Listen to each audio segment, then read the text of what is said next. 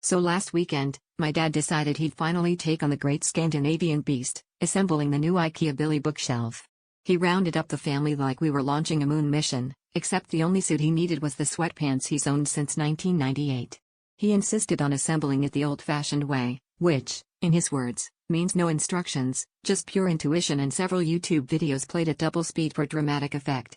The rest of us hovered nearby, mostly for moral support and to place bets on which piece would be left over at the end. It started out normal enough: planks, screws, those little wooden pegs that always seem to multiply when you're not looking.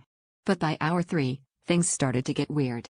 The bookshelf had somehow acquired a second shelf at a 45-degree angle, and what looked suspiciously like a coffee table leg was sticking straight up like a periscope.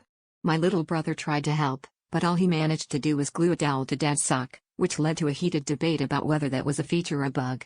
Meanwhile, our cat claimed the half-assembled structure as her new kingdom, defending it with the ferocity of a Viking warrior. By hour 5, we'd given up on literary storage and were now just seeing what we could balance on the thing. Mom put her mug down and it immediately slid off at terminal velocity. Dad, undeterred, started attaching random leftover parts, convinced he was unlocking IKEA's secret bonus round. We realized things had truly gone off the rails when my phone, placed innocently on the top shelf, disappeared into what I can only describe as a miniature black hole, only to reappear under the couch with 3 new notifications and a 10% lower battery.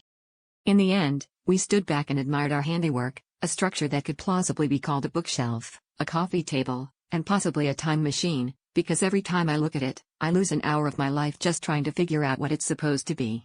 Dad says it's modular. I say, if IKEA ever wants to make furniture that doubles as an existential crisis, they know who to call.